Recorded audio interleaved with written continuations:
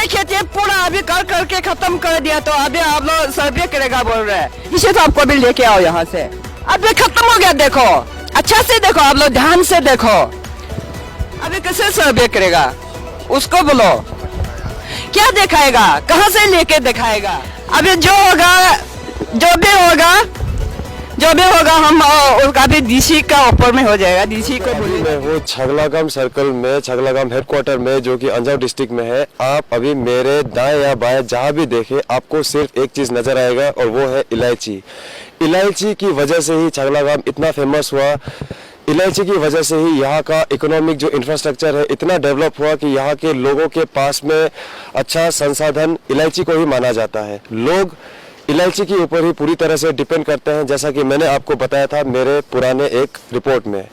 मेरे आप बाएं तरफ देखेंगे तो आपको इस तरफ भी देख करके समझ में आ जाएगा कि पूरी तरह से ये गांव इलायची से ही भरा पड़ा है। लेकिन 2017 से यहाँ पर आर्मी को सहूलियत देने के लिए बीआरटीएफ ने जो रोड का कटिंग का काम शुरू किया, वैसे नोटिफिकेशन हुआ। उसके बाद डीसी साहब को कहा गया है कि इसका आप लैंड एक्वायर कीजिए, एक्वायर करके विलिंगनेस सर्टिफिकेट जो प्रोसेस होता है उसको सबमिट कीजिए और उसके बाद बिल सबमिट कीजिए।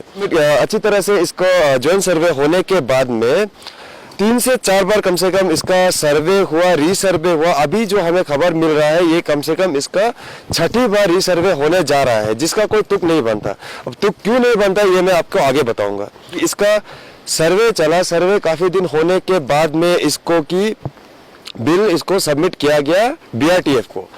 बीआरटीएफ ने इसका जांच पड़ताल करते हुए बकायदा 27 करोड़ के करीब जो पैसा है वो डीसी साहब के अकाउंट में जमा कर दिया अगस्त 2020 को। अगस्त 2020 को पैसा जमा करने के बाद आज जैसा कि आप सभी को पता है जनवरी चल रहा है, जनवरी 2022 है, तो अभी 1.5 साल के करीब हो गया, लेकिन यहाँ के लोगों को कंपनसेशन नहीं मिला। डीसी साहब ने से जब हमने अरुण भूमि ने मुलाकात की तो डीसी साहब का साफ शब्दों में कहना था कि स्टेट गवर्नमेंट जो है वो इससे सेटिस्फाइड नहीं है बिल प्रिपरेशन को लेकर के, इसलिए रीसर्वे होगा। तो मैं आपको अभी कुछ दिखाता हूं कि रीसर्वे क्यों नहीं हो सकता है इस बारे में। भूमि के सभी दर्शकों को एक बार मेरा फिर से प्यार भरा नमस्कार। दोस्तों, आज आपके सामने मैं फिर से एक पुराना मुद्दा लेकर के आया हूं।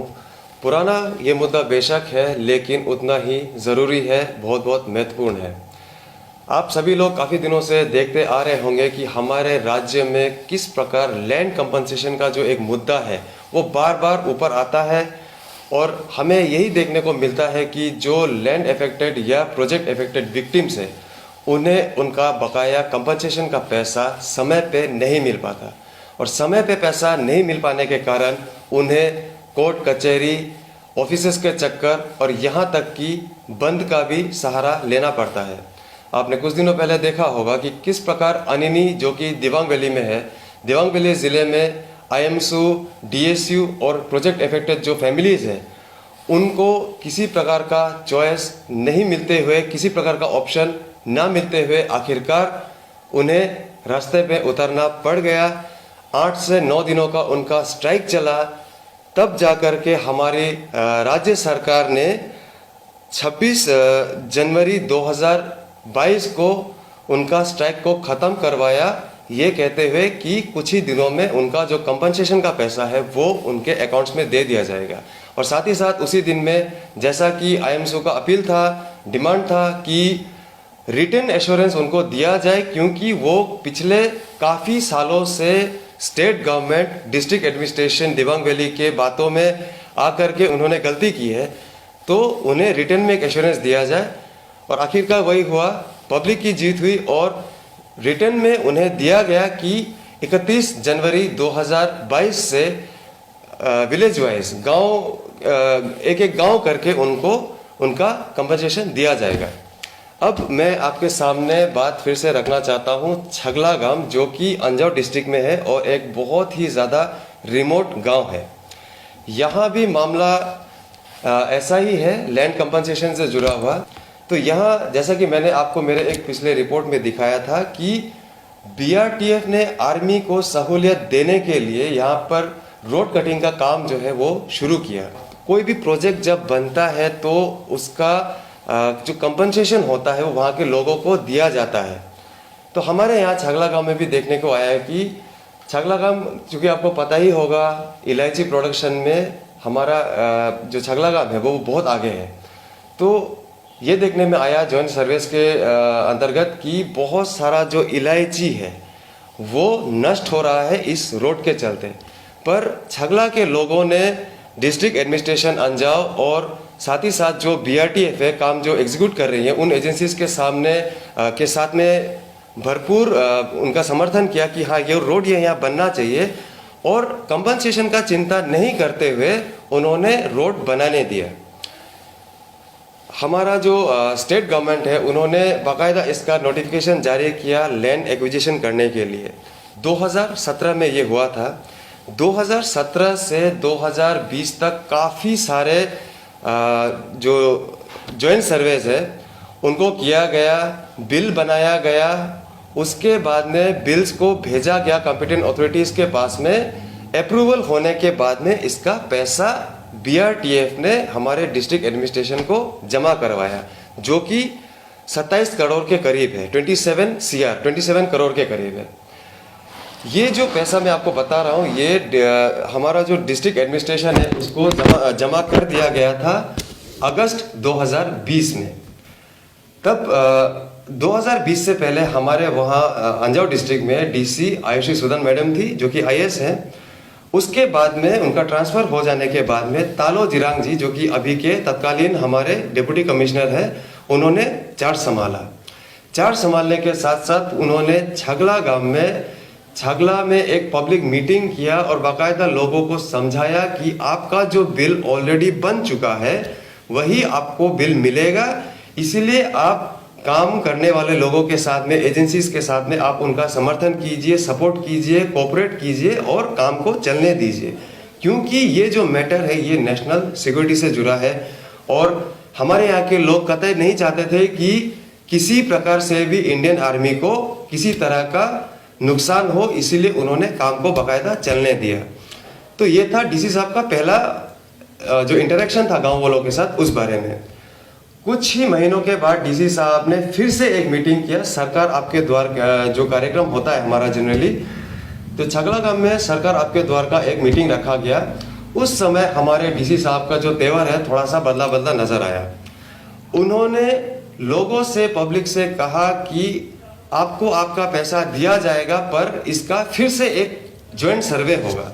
तो लोगों को यह बात पहले तो समझ में नहीं आया कि जिसका 4 से 5 बार तक survey, resurvey, public meeting, public hearing, claim and objection period जिसका खत्म हो चुका है, बिल अप्रूवल होके DC साहब के अकाउंट में 27 करोड़ के करीब पैसा आ चुका है, अब सिर्फ देने का देर है।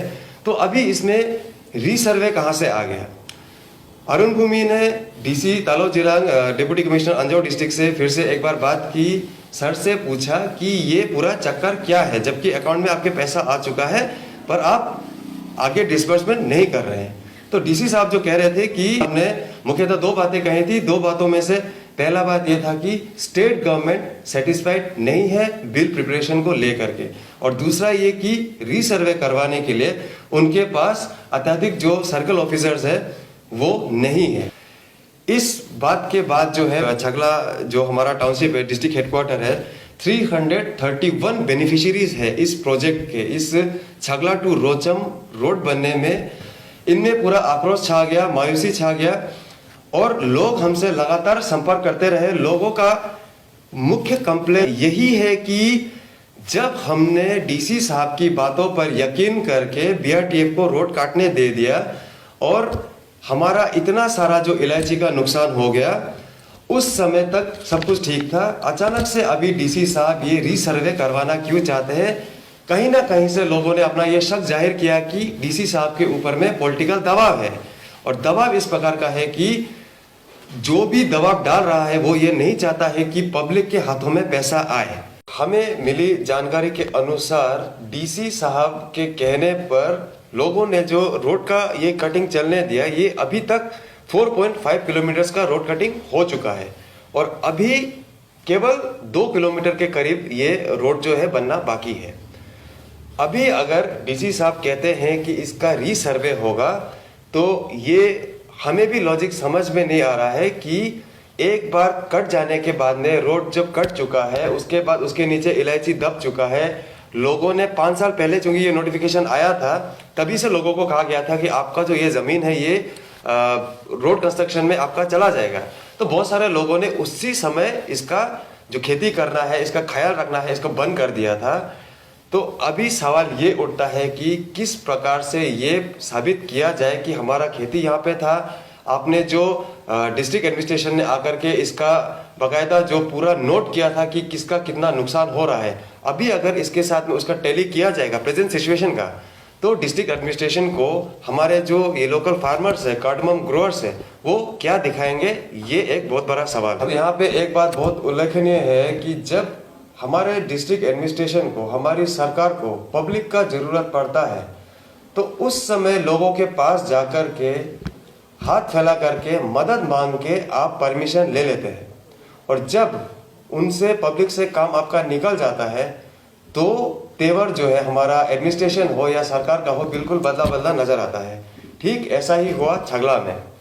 छगला में रोड कटिंग से पहले, काम शुरू होने से पहले डीसी ऑफिस की तरफ से बाकायदा लोगों से परमिशन मांगा गया, उनको समझाया गया कि ये मैटर जो है नेशनल सिक्योरिटी से जुड़ा है, तो इसलिए आप इसका साथ दीजिए, किसी प्रकार का आप इसमें प्रॉब्लम्स क्रिएट मत कीजिए, ताकि बीआरटीएफ जो है वो जल्द से जल्द रोड बना सके। पब्लिक भी बेचारी, उनको लगा कि हाँ हमारा कंपनसेशन कहीं नहीं जाएगा, हमारा जो बकाया राशि है वो हमें जरूर मिलेगा। तो डीसी साहब की बातों पर यकीन करके उन्होंने जो काम को चलने दिया, अपना जो इतना मेहनत का खेत उन्होंने बनाया था इलायची का, उसके ऊपर जेसीबी, बुलडोजर, एक्सकावेटर चलने दिया और वो देखते रहे, क्योंकि ये मैटर नेशनल सिक्योरिटी से जुड़ा था। कुछ दिनों के बाद हमारा डिस्ट्रिक्ट एडमिनिस्ट्रेशन का तेवर बिल्कुल बदल जाता है। जैसे ही काम थोड़ा प्रगति कर लेता है तब डीसी साहब कहते हैं कि कोई भी हिम्मत ना करे कोर्ट में जाने का या किसी प्रकार का कंप्लेन करने का, नहीं तो फोर्स डिप्लॉय करके भी ये इस काम को पूरा किया जाएगा।